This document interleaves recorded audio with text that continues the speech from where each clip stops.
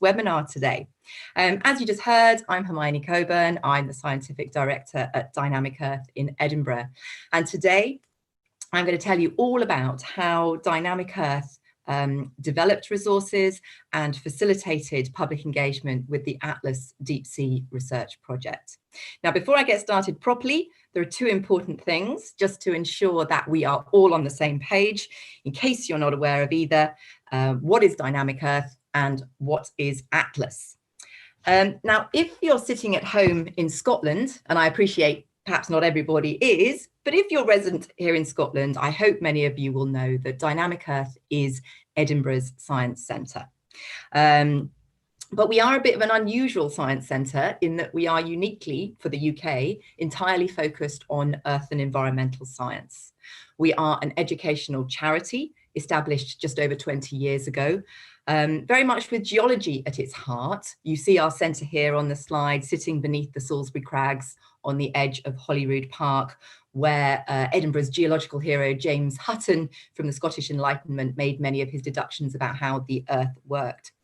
But we've always taken a very holistic view of the Earth and embraced all sorts of different elements of the Earth system. And I suppose in recent times, we have been more overt in communicating the marine environment to our audiences.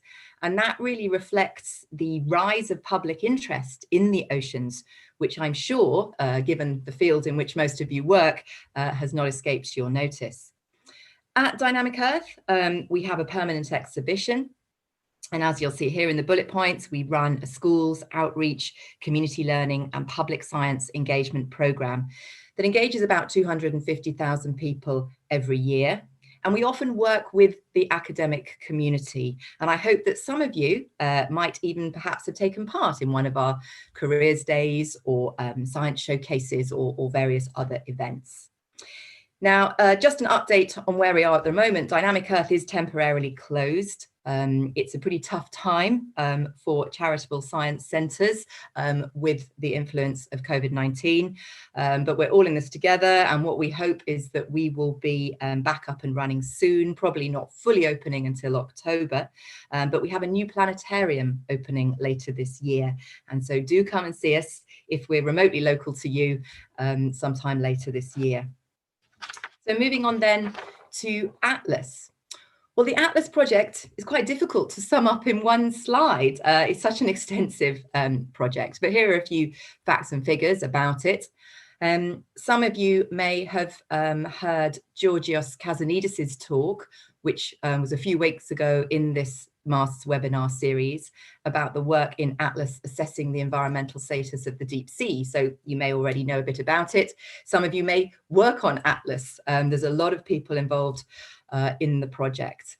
Atlas is the largest and most ambitious assessment of deep sea Atlantic ecosystems ever undertaken to date, that is, exploring habitats which are 200 to 2,000 meters deep, principally. And that, I think it's fair to say, there are the greatest gaps in understanding. Scientifically, that is, let alone publicly. But there are enormous pressures on these environments too, and Atlas has been about providing new insights and data to allow for better conservation, better management, and better future planning for the North Atlantic region. Atlas, I have to say, has been a tremendous project to be involved in. There are 25 different partner organizations, over 200 peer-reviewed papers have come out of the project, significant impact at policy level, and an incredible diversity of results. Now, Atlas is drawing to a close this year. There is an extension. It says it finishes July 2020. Actually, it'll be running till October. But much of the work from Atlas is being taken forward in another large-scale EU consortium project called iAtlantic.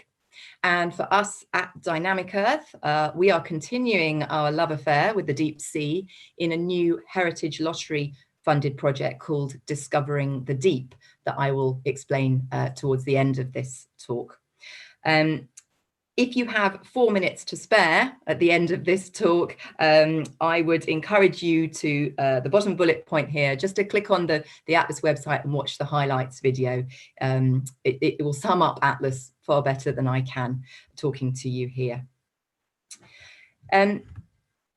This is the array of partners. You can see logos from all the different partners there on the screen.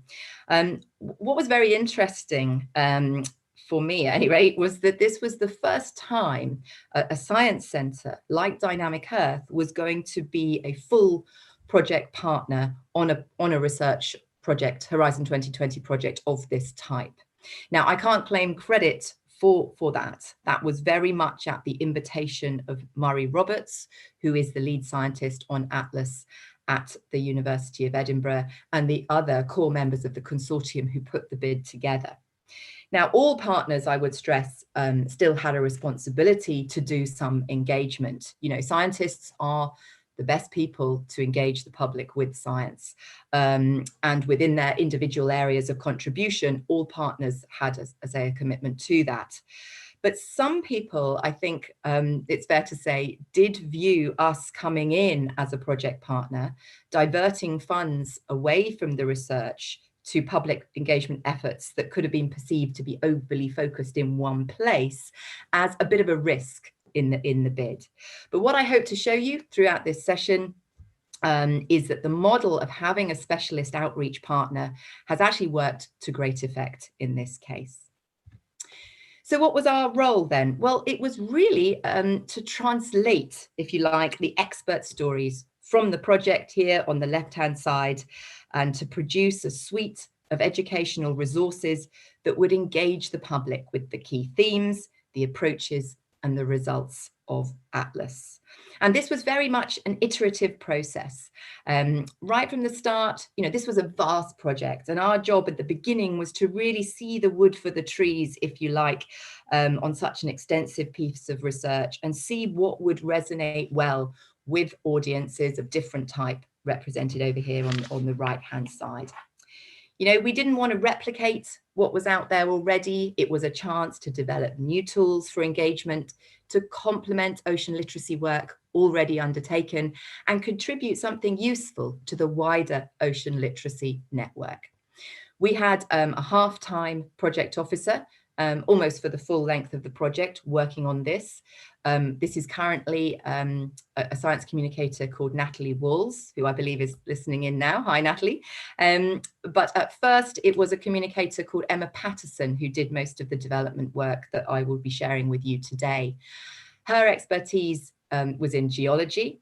For me, who oversaw this, I'm a geomorphologist, but I think both of us being outsiders in a sense was very helpful as we were coming to this content all fresh, and it's much easier therefore for us to put ourselves in the shoes of the people that we are trying to reach. Now, I have been in the business of science communication for quite some time in various guises, and it's marvelous to have seen the conversation really evolve over the past 5-10 years about, well, it's no longer about why we should engage the public with science. It's really about how best we should go about doing that. And I always like to quote Professor Dame Anne Glover at this point. We should all remember that science not talked about is science not done. And we shouldn't really expect to have the public funding science unless they're going to be actively engaged and involved as a key stakeholder. And of course, there are some very important driving forces behind much of the work we do in Atlas, or as a wider, you know, all our work as a science centre. We need a scientifically literate society. I think the last few months have probably shown us that more than ever. But thinking about other current and future challenges like climate change, you know, we need society that's really engaged and informed.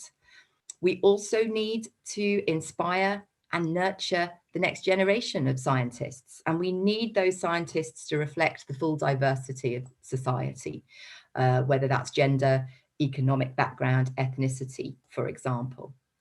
And when it comes to the deep sea, improving public awareness, understanding and appreciation of this environment, it's a vital step towards greater conservation and protection via informed decision-making and critically societal support for policy development that is going to deliver a sustainable future.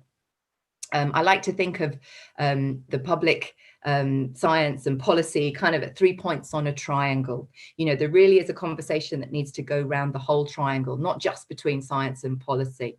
I don't think we should or can exclude the public from that dialogue. Our specific objectives were to raise awareness and improve understanding of deep Atlantic ecosystems, as well as understanding of the work of Atlas scientists themselves. So how did we go about this? Hang on, I've lost a page on my notes. Here we are. Well, the golden rule of public engagement is to understand your audience. And here, when I say audience, I just refer to the different groups of participants that you want to reach in various different contexts. Gaining an understanding of what your audience already know and what interests them and what might sort of interest them to learn more about is really vital. And you can do this in a number of different ways, surveys, focus groups, online questionnaires, and there are also resources out there to help you assess the landscape. So for Atlas, we did various pieces of work, but I would highlight this piece of work, report there on the right-hand side of your screen that came out from the Frameworks Institute. It was a very timely publication for us in Atlas, an extensive piece of evaluation work. It dates now from 2017, so slightly out of date, arguably. But I would still encourage you to take a look if you're interested in finding out more about, as it says here, the gaps between expert and public understanding of the oceans generally and marine conservation in the United Kingdom. And Emma Patterson used a lot of the findings from this piece of research to underpin the design of some of the Atlas resources, which I'm going to show you in a moment. One piece of work we did, we wanted to know how Atlas fitted into the formal education landscape. Now, mapping curriculum links wherever you are is a relatively easy step. Look up your school curricula on the website, on your government website, and compare your area with what teachers are tasked with teaching. But digging a bit deeper and talking to teachers is incredibly useful. And what teachers told us in a survey that we conducted in 2018 really boils down to what I've summarized here on the slide. You know, marine science is taught mainly at secondary school level here in Scotland, but there are quite a few ways that you can link into what's being taught in the classroom. We also ran some career-long professional learning sessions with about 120 different teachers coming to Dynamic Earth when we had the portfolio ready to try and understand more and to promote more about how we could use this in formal settings. But we were also very keen to see how informal learning could extend and complement what takes place in the classroom. So having an understanding about what is taught to young people is always a good foundation, actually, even if you're purely targeting kind of lifelong learning situations. Another piece of research we did was a more extensive survey about ocean literacy and about I mean, ocean literacy, just as a definition, it's really, I've said here, awareness of the ocean. You can define ocean literacy as an understanding of the influence of the ocean on you and your influence on the ocean. And this piece of research that we did, looking into this topic in more depth with 364 people, was actually more closely linked to discovering the deep. This was just done last year. Relatively late in terms of Atlas, but I thought you might be interested in just seeing one of the results that we got. Hopefully you can read at home on your screen on the left-hand side these 7 statements, and I suspect you will recognize them as linked to the 7 principles of ocean literacy. And the respondents were asked in this particular question, were they fully aware, somewhat aware, or unaware of each of these statements? And these are the percentage of respondents that clicked fully aware. And, you know, as you might expect, there was most awareness of the oceans are home to a vast diversity of life, but that awareness, or that full awareness, gradually dropped off as we came down to the more scientific, really, principles about the role of oceans in producing atmospheric oxygen. As I say, this was just one question in a much broader survey, and if anyone is interested in finding out more about the results of this, then please let me know. What we've got it as is a really useful benchmark for when we embark on our Discovering the Deep project. So when it came to devising a learning program and resources for Atlas, we needed this set of resources to do quite a few things. It had to suit us at Dynamic Earth to deliver our programs on site in Edinburgh and out across Scotland. It had to suit the Atlas partners. You know, this was very, very important. We were really, in effect, serving the project as a whole. You know, we couldn't invest the budget in a set of shiny, bulky interactives that you had to ship around Europe, for example. That would never have worked. You know, it had to, whatever we produced had to suit being used by multiple people in multiple languages. And beyond that, we wanted it to reach beyond the project. So we wanted the resources to be easily disseminated for others to use. So what was very clear is that we needed a flexible suite of resources. And these pictures here are just sort of indicating that flexibility, those different settings that we might want to use those resources in, from a classroom, on the road, science festivals, or perhaps down here on the bottom right, you know, a more formal showcase conference setting. You know, we needed something that would work in lots of different scenarios. And what we came up with was a portfolio of educational resources. And these are all freely available. You can download them from the Atlas website.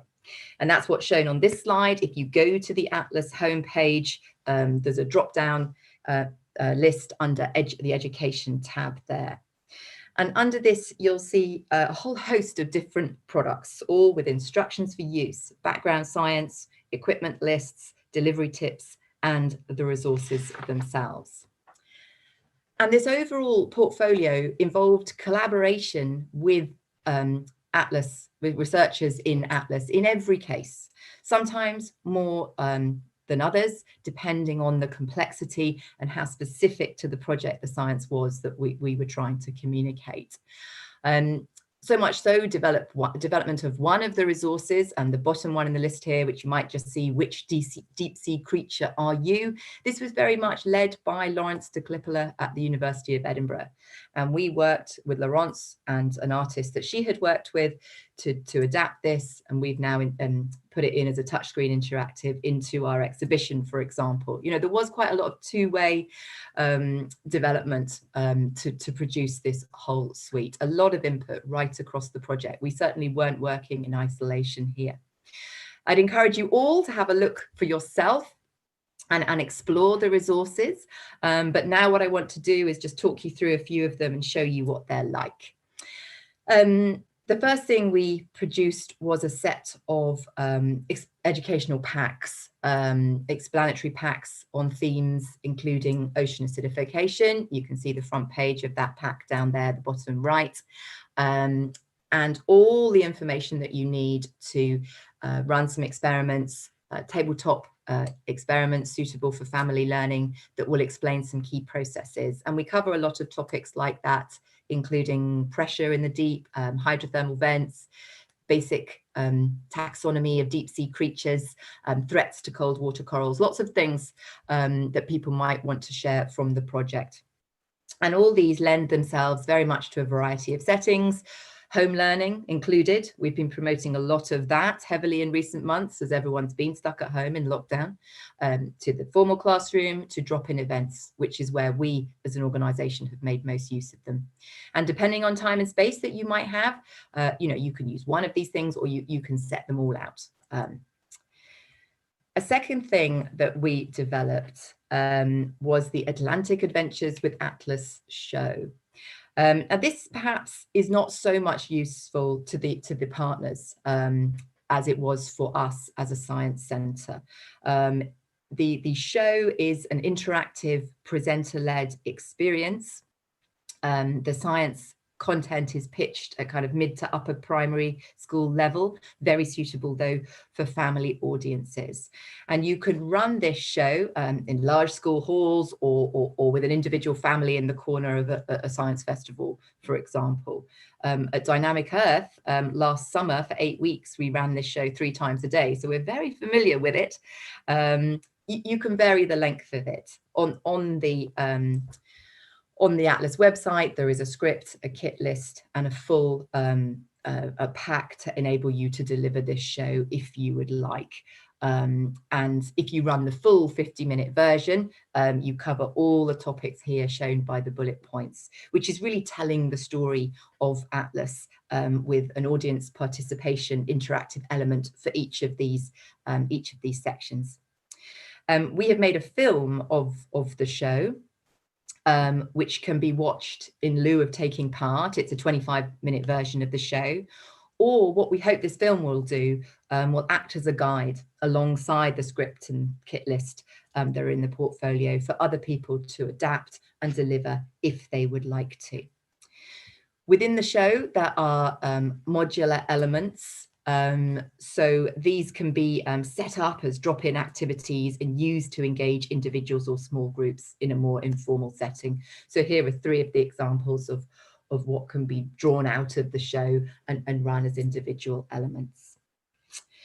So the next resource I want to show you is my absolute favorite of the whole portfolio. It is the Cold Water Coral Reef Survey Mat. It doesn't have to be used as a mat. The image available online, you can print it out on paper, A3 size, for example. It works very well, but I would say it works best printed out onto vinyl at this scale that you can see in the images. And it's very robust in that sense as well. You can use it over and over again. It costs about £100 to get it printed. And what we wanted to do with this resource was really show people what a cold water coral reef is like, and for them to find out what lives there and how different species are dependent on the coral infrastructure. The image that you see there is a composite created from photos that were taken at the Logochev Mounds on the Rockall Bank. We worked with a digital artist to create a compressed transect with species recurring in sensible numbers and at a sensible scale to create what is essentially a very simple survey game. So people can tick off the creatures and count them as they find them. It's great fun for young and old. And the point of this is that for the vast majority of people, the species and the whole habitat that they're looking closely at is new to them. And the facilitator can take the conversation with the participants in multiple directions, depending on the learning level and the time available. There are probably at least 20 of these mats in use across Europe that I know of anyway. The survey sheets are available in different languages. It's a very effective, perhaps deceptively simple resource. But yeah, definitely my fave, I think. A couple more to share with you. The next one is an ROV Simulator Game. This was developed partly for use for outreach and also to be installed within the Dynamic Earth exhibition. We worked with a company in the States called Marine Simulation to create what essentially is a computer game using CGI imagery that's based on 3 different Atlas case study locations and 3 different styles of manipulating an ROV set out in these bullet points here. So over on the right-hand side, there's a screenshot from the simulation, and that is the hydrothermal vent survey based in the Azores, one of the case studies of Atlas. This hydrothermal vent field was one of the discoveries in one of the cruises. It has simply been designated an MPA, and what you have to do is manipulate using a games console manipulate the probe on the end of your ROV arm to sample the water chemistry coming out of one of these vents. That's just one example of what you have to try to do. It's great fun. It works very well for outreach, allows for great discussion about the use of technology in the deep, why each of the missions gives scientists vital insights into these far away, generally out of reach environments. We've just got a limited number of licenses for the simulator game, but partners in the Azores and in Canada have audiences. So I'm going to show you just a final resource from the portfolio, and that is the Atlas Augmented Reality Colouring Sheets. These are probably my company called Quiver Vision in New Zealand.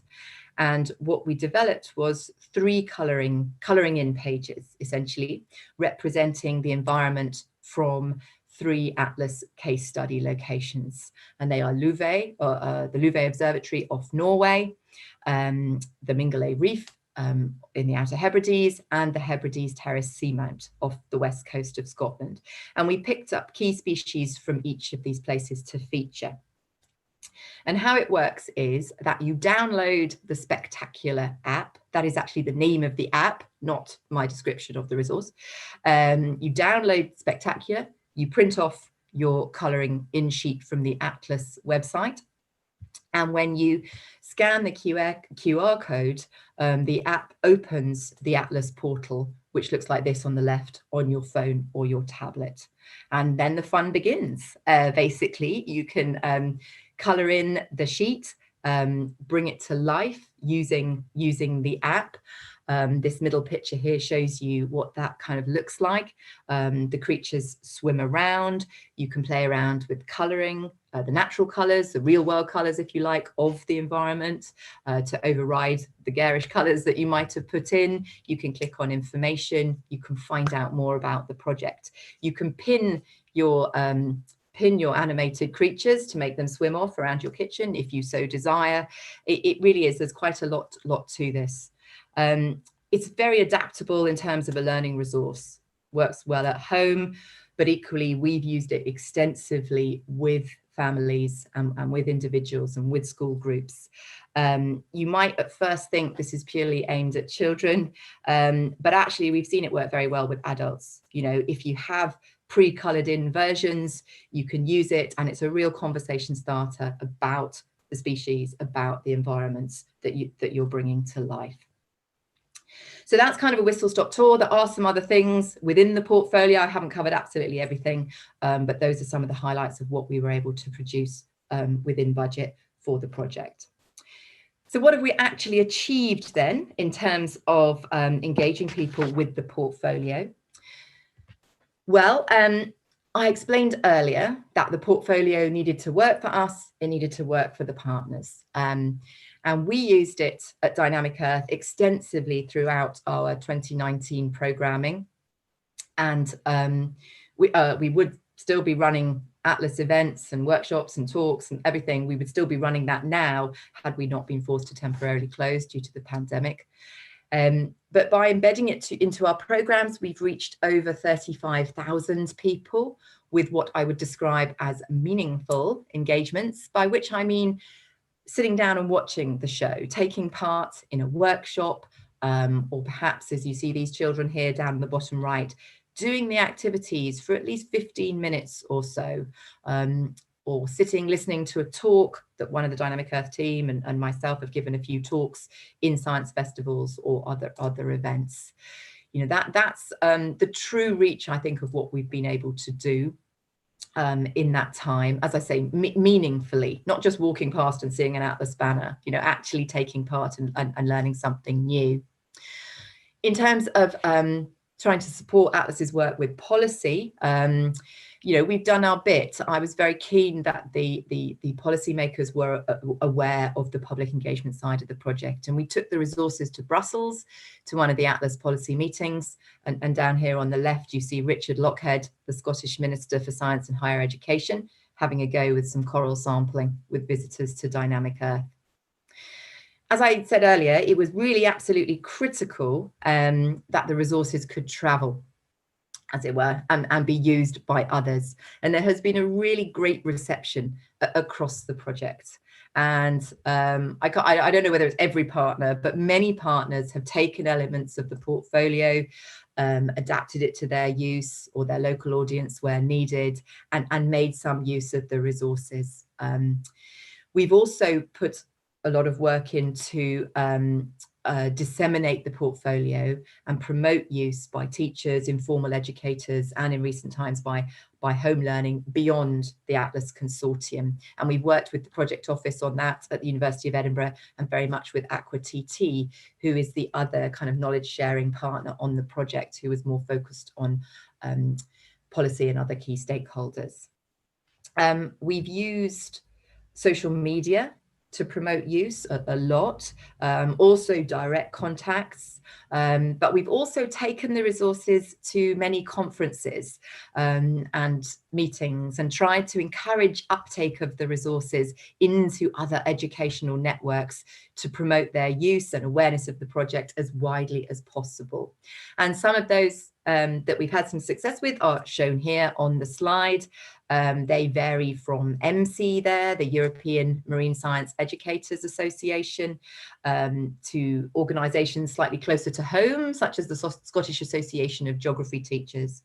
But this kind of work, you know, it's ongoing. We really hope that these resources are going to be taken up and used widely.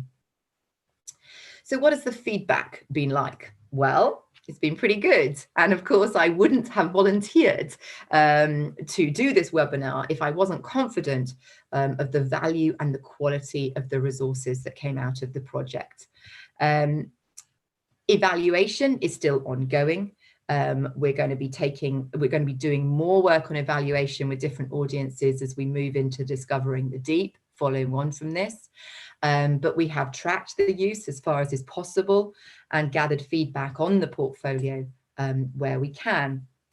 And this top quote here came from the formal review of the project at the halfway point. And it was very nice to receive such positive comments. You know, the outreach educational efforts are of brilliant quality, many examples of highly innovative character.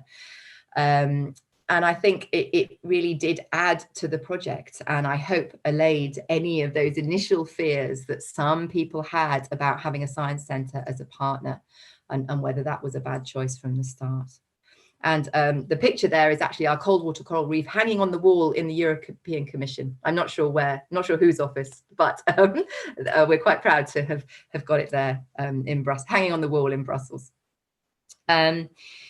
We also, of course, gather as much feedback as we can from participants. You know, this is such an important part of public engagement work, and yet it can be a little bit annoying to have a survey shoved under your nose as soon as you've done anything in a science centre, but we do as much as we can.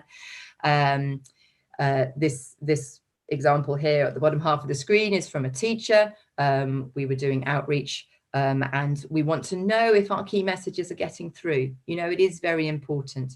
Is the balance right between fun and learning? You know, that's always the tightrope that we're walking really in informal education. We've got some serious messaging, but we also need people to be inspired, have fun and be engaged. So that's probably sums up what I want to tell you about Atlas. As I said at the start, this is not the end of our focus at Dynamic Earth on the deep sea. Being involved with Atlas, receiving support from some of the scientists involved has been absolutely instrumental in helping us as an organisation develop an ambitious new ocean literacy project called Discovering the Deep. And this project is all about Scotland's deep water marine heritage, the natural heritage, i.e. these incredible cold water coral reef environments that we've begun to show people via Atlas. You know, people are absolutely enthralled and fascinated by these environments, and yet know very little outside of the marine science community. We want to tell people about the historical heritage, Scotland's pioneering role in discovering this environment, as well as the scientific heritage, past and present.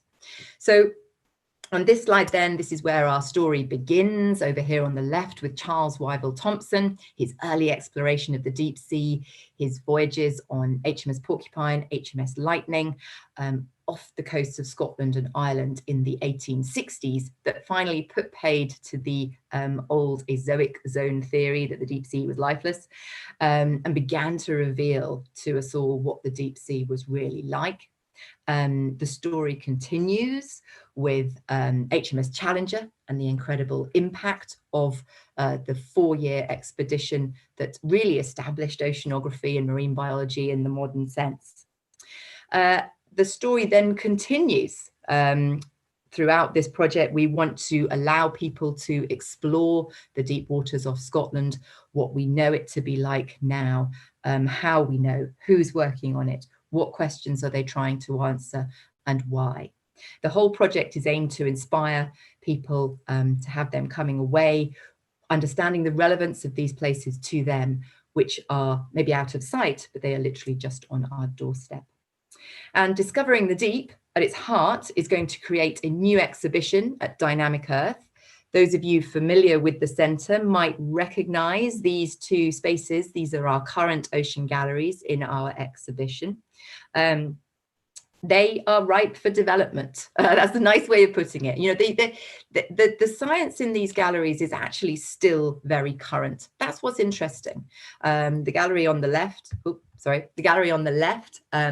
looks at the principles of ocean literacy. You know, these principles haven't changed, but the way in which we want to engage people with them has changed and has evolved. On the right, there's our yellow submarine that looks at different elements of the ocean biome. Well, now we're going to focus it on the deep. And thanks to funding from the National Lottery Heritage Fund and other generous individuals and trusts, these spaces are going to be entirely transformed. And alongside that new exhibition, we're going to be running a 2-year activity programme that will engage really diverse audiences right across Scotland. And in many ways, Discovering the Deep is going to pick up from and develop work that we have done in Atlas. I've got 3 slides that are going to show you what the exhibition is going to look like. This is the first part of the exhibition that deals with introduction to the oceans and the historical heritage of Challenger and Wyville Thompson, where they're going to allow people to immerse themselves in Scotland's deep water environments, see what it's like in one of these cold water coral reef habitats. This is an interactive projection wall, which I have to say I'm very excited to see realised. And finally, we're going to allow people hopefully to get an insight into your world, you know, that world of current research, what's happening, what are the methods that you guys use to explore the deep, and who are you? We want people to really get a sense of people working in this field today and the relevance of it to them. Now, near the start of March, seems like a lifetime ago, but at the beginning of March, we were awarded our final grant from Heritage Lottery Fund that would have enabled us to start the project. Sadly, due to coronavirus, that is all on hold, probably for about a year. How the project is delivered and developed ultimately may have to evolve, but instead of aiming to open the exhibition April 2021, it's going to be April 2022, most likely. Anyway, that's it. I'm just going to say 3 points in conclusion. I hope what I've been able to show you through the content of this webinar, firstly, that there are enormous benefits of having a specialist outreach partner in a project such as Atlas.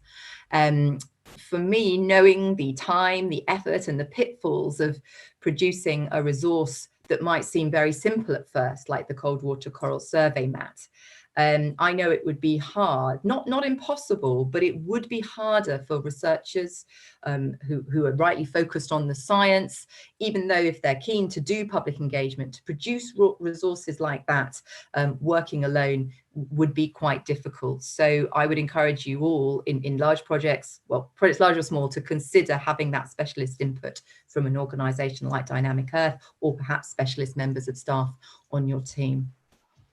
Secondly, I hope I've convinced you to, I'm just 2 more points, Hannah. I hope I've convinced you to check out the Atlas project website, the videos, the portfolio, use it if you can, adapt it for your own needs. Let us know your thoughts and experiences if we do. And then final point, if you are out there working in deep sea marine science, I hope that when Discovering the Deep is actually up and running, our paths might cross. And as we at the Dynamic Earth, really try to continue this inspiring, informing, engaging people with these incredible deep sea habitats. Okay, thank you very much. Great, thank you so much, Hermione, for a really interesting talk and a great example of collaboration between a public engagement team and researchers, not only just in Scotland, but actually this was international, as Atlas project is international. For all our attendees who are still with us, please, if you have any questions, pop them in the Q&A box that is at the bottom of your screen. Alternatively, you can put it in the comments box on YouTube if you're joining us through there, and we'll be working through those questions. So I just kind of wanted to bring up a point of you as Dynamic Earth were actually approached by the researchers who were, formulating the idea of Atlas, and so you were already involved right from the beginning, weren't you? Yes, that's right. Actually, I mean, there was quite a long history of involvement. It wasn't a kind of out of the blue situation. Dynamic Earth's been in Edinburgh for 20 years, so we have worked on smaller scale partnerships with lots of different academics. And in fact, Murray Roberts had been involved with, before I had joined Dynamic Earth. I joined in 2014, but he had been involved in a project with the learning team there about getting children actually on a research ship off the west coast of Scotland. So there were sort of precursors that built up to something as sizable and impactful as Atlas. But very much, yes, I mean, I'm always putting out feelers, always wanting to support research taking place in Scotland and trying to bring in that public engagement element. But this was certainly the most substantial project that we've ever been involved on. And as I say, being a proper formal partner, receiving budget, top sliced out the budget, that's pretty unusual. And I really appreciate the fact that, you made material that wasn't just for Dynamic Earth in-house activities. You made stuff that could then be taken by any of the project partners wherever they are around the world. And of course, now a lot of that is publicly available, as you said, in these different packs. So for anyone who's watching and is curious and thinking, I would like to do some public outreach, but I haven't got any idea what I could talk about. I mean, the stuff that you've got online is a perfect example that they could use, or even just kind of get those creative juices flowing about how they could put their work out there and talk about it with the public. Because in my experience, I find actually dealing with public engagement folk, your creativity is phenomenal. And it's a lot easier talking to people like yourself and organizations like Dynamic Earth that actually make it a lot easier to put your work out there as a researcher. And we can, just make sure it's appropriate for the audience that you said. Like, it's really important just to think about how's your audience going to actually process this information. How can we make sure it sticks in their minds? And yeah, the imagination of public science communicators and public engagement officers is always amazes me personally. I think that's very great. Well, it's very nice to be able to have time and budget to actually go that little bit further beyond what sometimes is done. I mean, as I think I mentioned in the talk, we know research has shown that it is actually scientists themselves who the public most trust to deliver the scientific messages. But equally, you can only go so far being your individual giving a talk or going into a school as a one-off experience, for example. What we wanted to show here was the value of really investing in some of these resources. As I say, the Quiver pages were not cheap. They took us probably 18 months to have the initial idea to getting them out and used. So these are, there's quite a lot involved there, and that's the kind of thing that you can't really do on your own, I don't think, within the academic community. And that's where the benefit lies of involving an organization like Dynamic Earth. We have our teams, we have our programs, we have our experiences that we can then channel into the resources and hopefully then give that back, something that can be widely used. Yeah, of course. And then by including yourselves at the start, actually that you can already start working up on ideas what's going to be appropriate for the project once, it's up and running. Yeah. And then in the conclusion, your team isn't faced with, we had this great project, we had great results, let's start doing public engagement. It's already in the program itself, which I think was a really great idea for this. I did have a question about something that was on one of your very early slides. There was a phrase called science capital, and I've heard this be used a couple of times in public engagement conversations that I've had, and I was hoping maybe you could expand on what that actually means, please. Yes, of course. I was rather using it there, I think, as a synonym for sort of science literacy, and it's not. It's actually more than that. So science capital, it's an interesting concept that really came out of research done at UCL, looking at how people really respond to science and what is likely to enable somebody to move from being a child or a young person and to stick with science and take up science as a career. This is what they were trying to track and trying to see why some people did it and why some people didn't. And the driving factor is really that most kids love science. That we're all scientists at heart, exploring, asking questions. But what you do see is that a small minority of people then move on to become the scientists of the future. And the research related this to this idea of science capital. And science capital is really somebody's relationship with science that starts very, very young.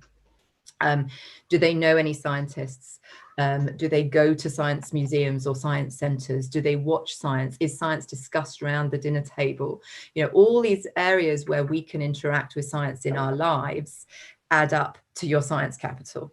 And what we see, of course, perhaps unsurprisingly, a small proportion of society have high science capital, and those are the people that generally end up staying in science.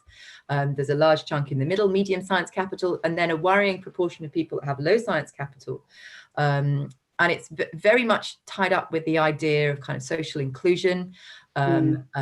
Raising science capital across society can be seen as a form of social justice. Those people that feel removed and have low science capital, we need to work hard to ensure that they are better equipped to be we don't need everybody becoming a researcher, but we need people better equipped to make informed decisions within the whole science framework. So that was science capital. There's a great if you put science capital into YouTube, there's a wonderful little animation that just describes what it is. It's only 3 minutes. Sometimes I use it in talks, but I didn't think it was necessarily appropriate today. But yeah, and so when we're talking about ocean literacy, science capital, these are all things that you can try to evaluate against an individual's kind of knowledge and thinking and outlook. Good question. Great, that was a great clarification. Thank you. We've had a couple of questions in, and the first question is referring to the activities that you had and developed, asking what were those kind of activities that were maybe less popular, and why do you think that was? Or alternatively, what were the most popular activities? Why do you think that worked well, and what have you learned from this kind of project, and what mistakes can we learn in future when undertaking public engagement? A very good question. And I would say everything that ended up published out there in the portfolio, was successful with some audience members or some participants, some groups of participants. But what I think you do need is that, remember, one size doesn't fit all.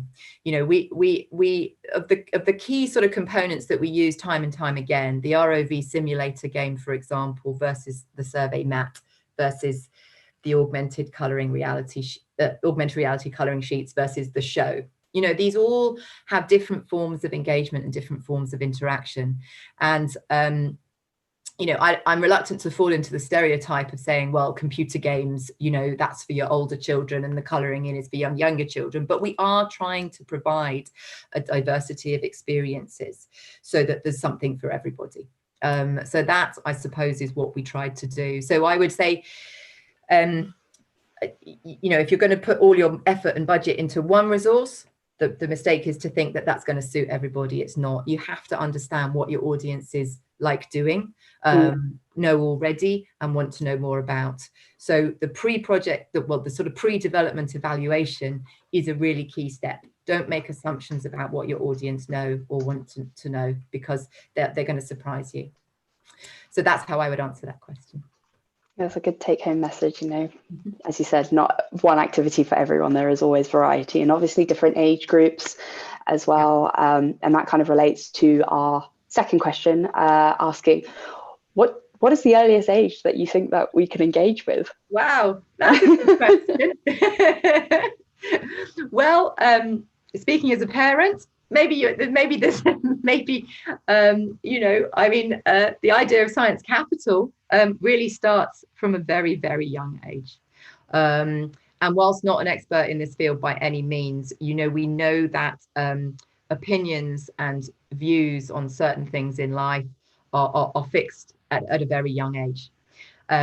So one thing I would say, it is definitely, well, when we run our careers events at Dynamic Earth, we're trying to showcase the breadth of careers in STEM available to people. I always actually am a fan of aiming them at a slightly younger audience than some people might traditionally think is suitable, because of this idea that your opinions get fixed. Obviously we want to engage mid-teens, 15 to 20 with opportunities in science. But actually, if you haven't really got people maybe age sort of 9 to 12, you might find that you're too late. You're already narrowing the field of who you can reach and inspire. So, in a nutshell, it's never too young to start. But certainly, I mean, at Dynamic Earth, we probably, we pitch a lot of our work from 5-year-olds upwards, within the family context. Younger than 5, very difficult, but actually the augmented reality colouring sheets, we know they're a big hit with families with younger kids. So yeah, and I really appreciate your comment about actually talking about STEM slightly earlier than what is normally gone for. I think that's a really good point to raise, with younger people thinking earlier and earlier, what am I going to do with my life? And thank you for that point as well. Our last question that we have at the minute that has been typed in, so anyone who's still with us, please pop it in the Q&A box that's at the bottom of the screen. Comes from Mikey asking, were there any golden moments that you or your team witnessed with individual members of the public really connecting with any activities? Any points that really come to mind when we think about those engagements, activities that you developed for this Atlas project? Oh, that's a lovely question, and I wish I'd thought about it before. I mean, what I really need to do is ask my team, because at Dynamic Earth, to deliver the project as extensively as we did, we trained I think it was about 17 or 18 members of our front-facing team to deliver this project, and they were the people that got to go out to the science festivals, go into the community learning places, and and run those shows. So they will have had daily kind of interactions with people going, wow, I never knew this. I mean, for me, I did give a talk last year, Fringe by the Sea, out in North Berwick, and it was about discovering the deep and Atlas. And at the end, some young women came up to me who said, we want to be marine biologists. And it's quite unusual to see, say, that age group, 12 to 18 in the audience for some of these type of events, and that I really loved. There was a real group of them that were really engaged with the topic and knew what they wanted to do with it. So I suppose that is a golden moment. That's great to hear, and I think that's a really nice point for us to close this webinar. So all the resources that you mentioned, can they be found on the web address that is on the bottom right hand side of your screen, the www.eu-atlas.org? So those information packs that have been developed, if anyone wants to explore them, see if they're appropriate for any outreach that they might want to be doing, or just to kind of give them a good baseline on what can be done as for public outreach for marine research. I think it's a really nice thing for any of our viewers to watch. So thank you very much, Hermione, for being today's webinar. I think we all learned something from that. And anyone, contact addresses are on the screen as well. Thank you. Thanks very much.